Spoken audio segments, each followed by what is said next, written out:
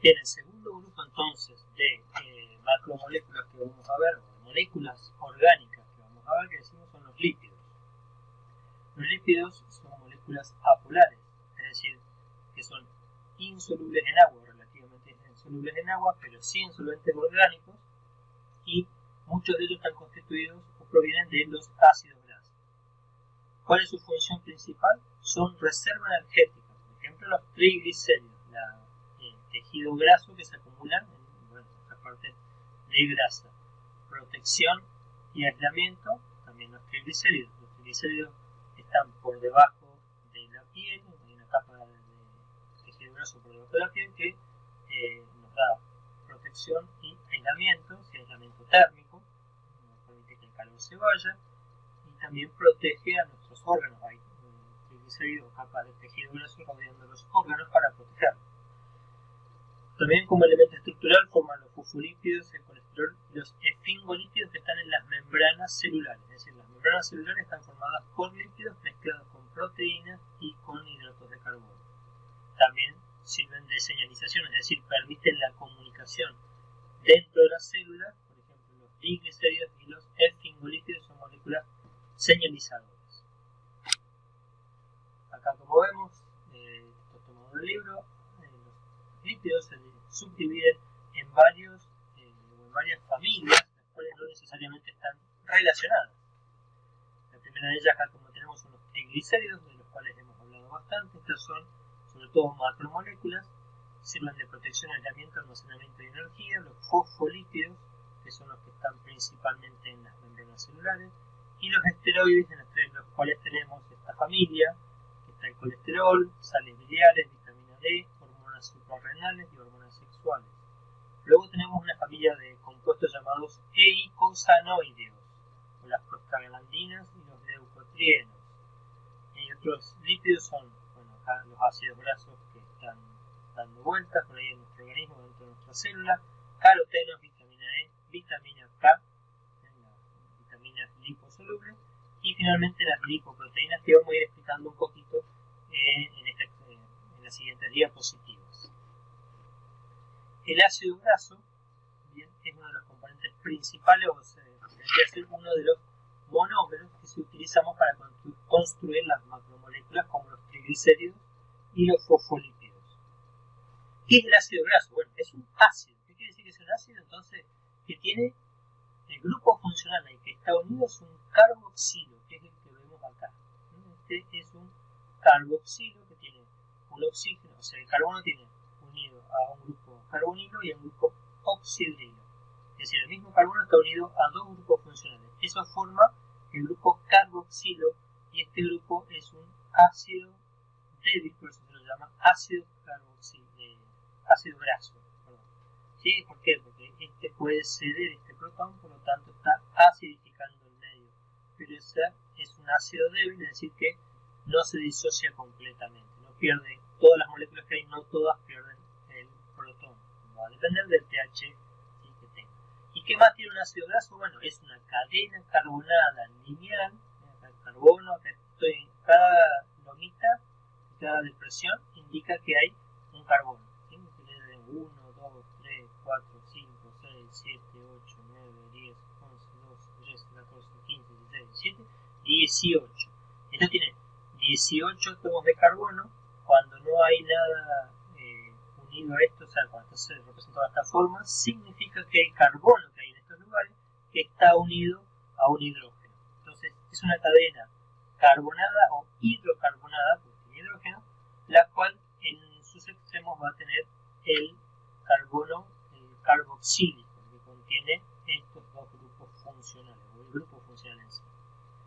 Lo más frecuente es que un ácido graso vaya de 12 átomos de carbono hasta 24, es decir, puede tener hasta 24 átomos de carbono de longitud de esa cadena carbonada. No se cierra, no es cíclica, no forma un anillo, sino que es una cadena lineal y tampoco se ramifica. Los ácidos grasos entonces pueden ser saturados o insaturados. Eso es lo que habíamos hablado, que hace la diferencia entre, por ejemplo, las grasas vegetales y las grasas animales.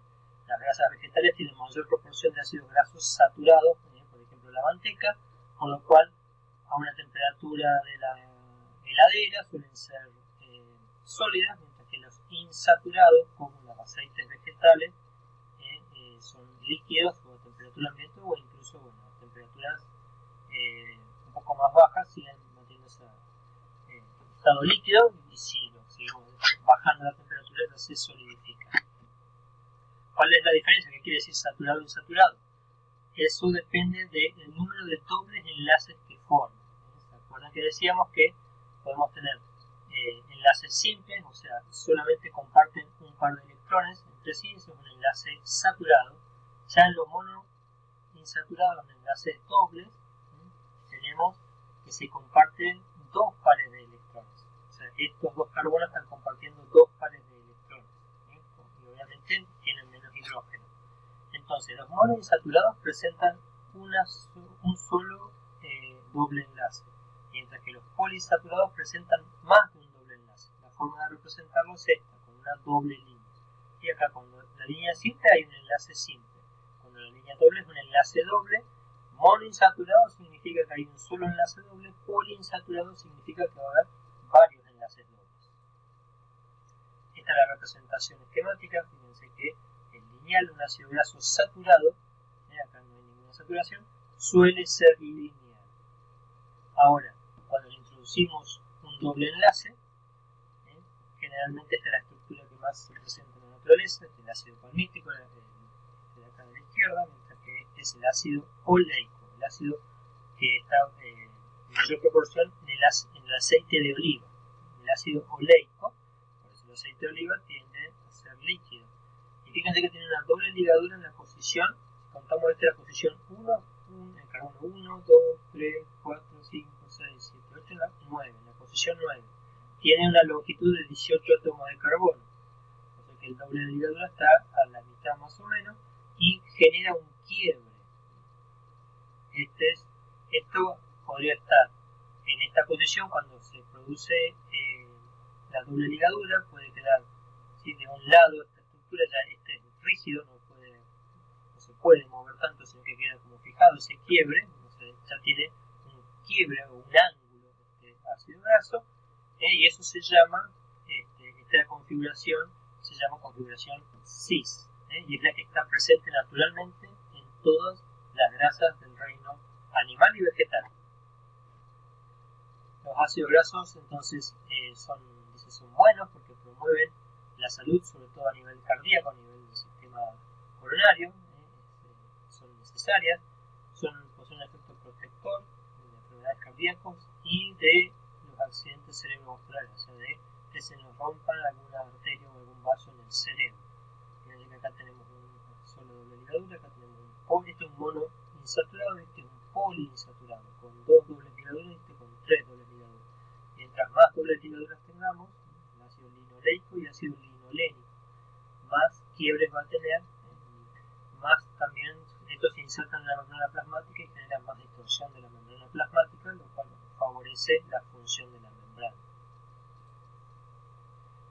Entonces, hay dos series de ácidos grasos, que son el omega 3 y el omega 6, que dependen de la posición de donde estamos contando. Cuando decimos omega 3, omega 6 u omega 9, existen tres series, decimos que este es carbono 1, pero cuando queremos nomenclar con este tipo de nomenclatura, que es la omega, se empieza a contar del último carbono. Entonces, este carbono 1, 2, 3, 4, 5, 6, 7, 8, 9.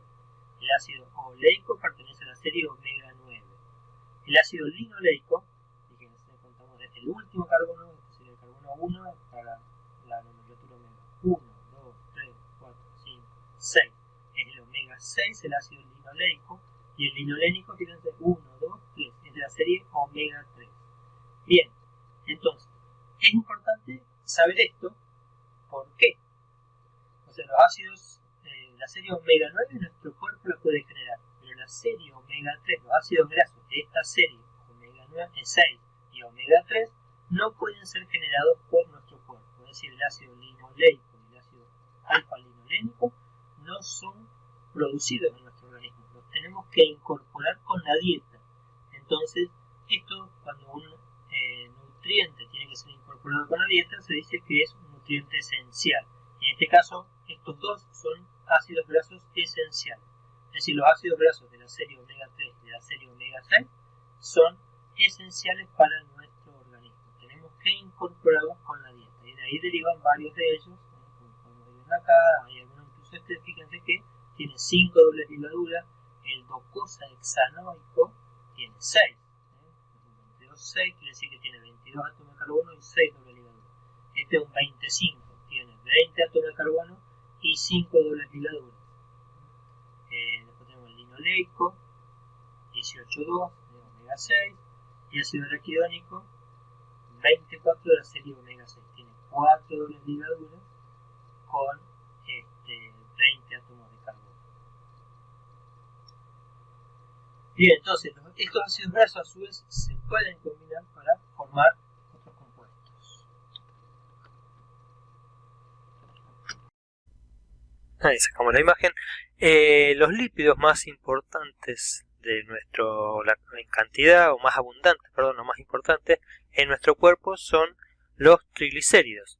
Y entonces estos triglicéridos son ácidos grasos que se dice fueron esterificados. ¿Qué quiere decir esto? Bueno, los ácidos grasos van a reaccionar con alcoholes, como es la glicerina o glicerol, en el cual el grupo carboxilo reacciona con este oxidrilo del glicerol mediante reacciones de deshidratación, una por cada ácido graso, para formar un enlace éster, ¿sí? O sea, se pierde este protón o un oxidrilo que se combina con el otro protón y formando agua.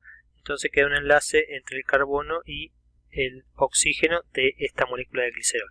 Hasta 3 ácidos grasos se unen a una molécula de glicerol o de glicerina para formar un triacilglicérido, o lo que comúnmente llamamos triglicéridos. Y acá está ejemplificada la formación. Ven cómo se pierde este oxidrilo y este protón para formar este enlace, que es el enlace éster. Entonces, los ácidos grasos pueden ser esterificados con glicerol para formar los triglicéridos de esta forma. Y los triglicéridos son los lípidos más abundantes de nuestro organismo. La gran mayoría los vamos a encontrar en forma de triglicéridos, los ácidos grasos. Y yo les decía, hasta 3 ácidos grasos saturados, acá tenemos 2, o insaturados puede haber en una molécula de triglicérido. Es decir que generalmente tenemos 2 saturados y 1 insaturado, y de estos ácidos grasos se acumulan como reserva energética. Cuando están en triglicéridos son reserva energética.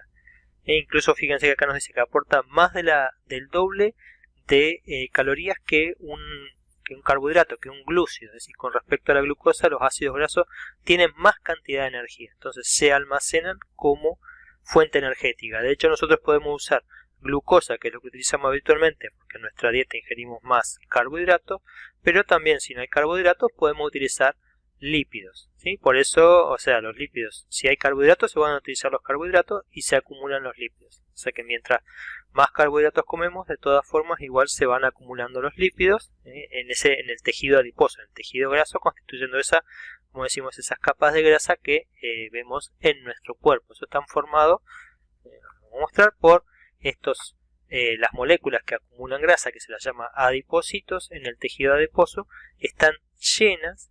Acá vemos que tienen un pequeño núcleo, y adentro todo el interior del citosol o el citoplasma está lleno de lípidos, de moléculas de triglicéridos. Y el tejido graso, a medida que mientras más excedente tenemos de carbohidratos o de grasa, más se va acumulando en este tejido. Ahora, otro de los lípidos que habíamos visto son los fosfolípidos. Estos son similares a los triglicéridos. Tenemos una molécula de glicerol y tienen 2 ácidos grasos, pero la tercera posición de la molécula de glicerol está sustituida, en vez de un ácido graso, por un grupo fosfato más otra molécula que puede aportar más carga. Entonces esta es una molécula que por un lado es hidrofóbica, no le gusta el agua, y en otro lado es hidrofílica. Se la llama moléculas anfipáticas, tiene una región polar y una región apolar. Esta es la apolar, los ácidos grasos, y esta es la región polar. Y esta característica de ser anfipática es lo que le permite formar las membranas celulares. En las membranas celulares, fíjense que se dice una bicapa, donde esta parte, los fosfolípidos apuntan hacia el medio líquido, hacia la solución acuosa, tanto adentro como afuera. Y en el interior queda esta región que es hidrofóbica. Entonces acá tenemos una región donde no va a haber agua, pero sí va a haber los ácidos grasos que son hidrofóbicos. Entonces tenemos, como nos dice acá, una cabeza polar y un cuerpo apolar o hidrofóbico, que son los ácidos grasos. La parte de la cabeza, o sea, los fosfolípidos tienen una cabeza polar y una cola no polar. Lo que estamos constituidos por el grupo fosfato, bueno, y el glicero. Y eso es lo que nos permite funcionar como constituyente de las membranas lipídicas. Otro grupo de compuestos lipídicos son los esteroides. Los esteroides son lípidos que están derivados de este anillo fusionado, del ciclopentano perhidrofenantreno o también llamado esterano. ¿Sí? Entonces, esta es la estructura básica del colesterol, este anillo, con algunos sustituyentes carbonados. El colesterol es un esteroide. El colesterol, entonces, se obtiene, o sea, nosotros lo ingerimos de la dieta, pero también todas las células de nuestro organismo pueden formar colesterol. ¿Por qué? Porque el colesterol es un compuesto necesario para nuestro organismo. Es muy importante y nosotros no podemos vivir si no tuviésemos colesterol. Nuestro sistema nervioso, nuestro cerebro necesita mucho colesterol, de hecho fabrica mucho colesterol y todas las membranas celulares necesitan colesterol. Así que si nosotros no lo incorporamos con la dieta, la célula lo fabrica. O sea, tiene mala fama. ¿Por qué? Porque todos hemos escuchado hablar que existe el colesterol malo. Pero el colesterol no es ni malo ni bueno. Hay cantidades buenas y cantidades malas, podríamos decir. ¿Sí? El colesterol es un esteroide necesario para nuestro organismo y no lo obtenemos tampoco de los vegetales. ¿Sí? Viene solamente de los tejidos animales. Solo los tejidos animales fabrican colesterol. Los vegetales fabrican compuestos similares llamados fitoesteroles, pero no es colesterol. Bien, entonces, ¿cuáles son las funciones del colesterol? Tiene una función importantísima que, como les decía, es mantener la estructura de la membrana celular y la función de la membrana celular. Es decir, la membrana celular tiene una determinada solubilidad o flexibilidad que cuando hay demasiados ácidos grasos insaturados se hace muy flexible. Entonces el colesterol aporta ese grado de rigidez porque se intercala. Ya lo vamos a ver cuando veamos la próxima tema donde hablamos de la célula, del nivel celular. Es también muy importante para producir hormonas esteroides. Como ya vimos, hay hormonas que son de la familia del colesterol y se producen a partir del colesterol, como la testosterona, el cortisol, las hormonas sexuales, estradiol y testosterona. A partir de ellos, fíjense que las cadenas, acá tenemos el colesterol, son muy similares, o la estructura es la de estos 4 anillos fusionados que viene del colesterol. O sea, primero hay que sintetizar colesterol o tener colesterol para poder producir estas hormonas esteroides, que se les dice, porque vienen del esterol. También producen los ácidos biliares, el ácido biliar que tenemos acá, que ayuda a degradar las grasas, o sea que es lo que sale con la bilis, el ácido biliar, que su función es la de emulsificar, funciona como un detergente para las grasas que comemos con la dieta y de esa manera hacerlas más solubles. Y por otro lado también ayuda, o sea, es el precursor de la vitamina D. A partir del colesterol se genera la vitamina D, que tiene este ciclo con la luz solar. Es decir, necesitamos generar luz, tomar o recibir luz solar en nuestra piel para poder finalmente producir la vitamina D, la 1,25 dihidroxivitamina D3. Acá hablábamos de los fosfolípidos y del colesterol y decíamos que ambos son componentes importantes de la membrana. Habíamos hablado entonces de los fosfolípidos y decíamos que son los que permiten generar esta bicapa lipídica y la flexibilidad que tiene la membrana plasmática depende mucho de los ácidos grasos que se inserten. Cuando hay muchos ácidos grasos insaturados, esta membrana se vuelve muy flexible, entonces necesita incorporar rigidez y para eso se intercalan las moléculas de colesterol en esos sitios. Y de esta manera le otorga mayor rigidez a la membrana plasmática y evita que se rompa o que se abra. Otros lípidos importantes, habíamos hablado de los eicosanoides, que son derivados de los ácidos grasos, a partir de ácidos grasos insaturados, sobre todo de esta serie, del 24, o del 22,5 o el 24,6, y es importante consumir los ácidos grasos insaturados para generar estos mediadores que son mediadores de la inflamación. Algunos tienen que ver con la inflamación, por ejemplo, los antiinflamatorios no esteroidales como el ibuprofeno o la aspirina impiden la formación de estos compuestos de los eicosanoides, los prostaglandinas y los tromboxanos, con lo cual se impide o mejora un poco la inflamación, porque inhiben una enzima clave que es la ciclooxigenasa. Es decir, todos estos compuestos, los tengamos en cuenta, son mediadores de la inflamación. Si suprimimos su formación, vamos a estar impidiendo que se produzca una inflamación muy severa en el tejido o en un tejido que ha sido dañado. Otros lípidos importantes son las vitaminas liposolubles. Dentro de las vitaminas liposolubles, o sea, las vitaminas están divididas en dos, ya vamos a ver, las hidrosolubles y las liposolubles. Bueno, las vitaminas liposolubles son lipídicas, tienen naturaleza lipídica y son 4, la A, la D, la E y la K. Ya habíamos dicho, entonces, bueno, de la D ya hablamos, que se produce a partir del colesterol. Son nutrientes orgánicos esenciales, porque hay que incorporarlos con la dieta, no se generan nosotros, salvo, bueno, la vitamina D, y son necesarias en pequeñas cantidades. Acá, bueno, tenemos algunas fuentes de ello, en la vitamina A, el hígado, la yema de huevo, la zanahoria. Siempre dice que hay que comer zanahoria para incorporar vitamina A. Tiene que ver con el crecimiento, con la hidratación de la piel, de las mucosas, ayudan a la visión, es un antioxidante natural. La D tiene que ver con el metabolismo del calcio y del fósforo en nosotros, y por eso ayuda en el crecimiento de los huesos y en el mantenimiento de los huesos, porque los huesos no es que solamente crezcan, sino que a lo largo de la vida, también una vez que somos adultos, hay un recambio óseo importante, o sea, de minerales. Entonces nosotros necesitamos estar consumiendo estos compuestos para que ese metabolismo sea el adecuado. La vitamina E, que es un antioxidante natural, es decir, que esos antioxidantes son los que impiden que haya un exceso de radicales libres en la célula, en el interior celular, generando daños. Ayuda a estabilizar las membranas y también a proteger los ácidos grasos. Y la vitamina K, que fundamentalmente está relacionada con la coagulación sanguínea, es necesaria para que se produzca correctamente la coagulación. ¿Qué pasa cuando hay efectos, exceso de lípidos, se producen enfermedades? Cuando tenemos deficiencia de vitaminas, que bueno, nos indica, bueno, lo vemos en el cuadro anterior, nos dice,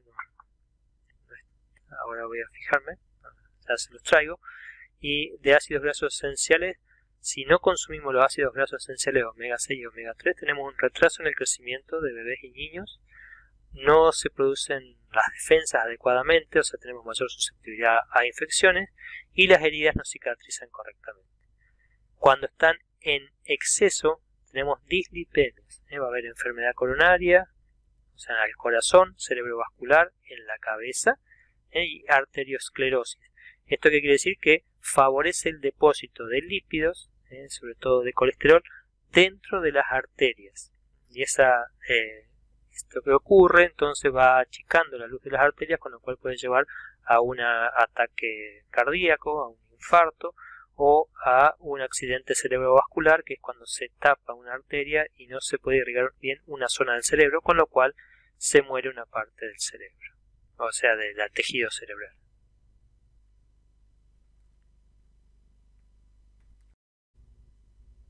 Bien, acá como les había prometido, entonces volvió a la tabla que se me había ido. La deficiencia de vitaminas liposolubles, teníamos la vitamina A, D, E y K. La vitamina A puede producir lo que se llama ceguera nocturna o una ceguera permanente, es decir, tipos de ceguera y también problemas en la piel, se queda en la piel o incluso descamación intensa de la piel. La vitamina D, si falta, produce el raquitismo, en el cual hay una desnutrición, y sobre todo a nivel de los huesos. En la vitamina E, el tocoferol, tenemos problemas también dermatológicos de la piel y anemias. Y en la ausencia de la vitamina K tenemos problemas con la coagulación. La sangre no va a coagular a nivel adecuado. Entonces, cuando nos falta esta vitamina, es decir, son todas vitaminas, son esenciales porque su deficiencia produce también enfermedades o problemas en el metabolismo.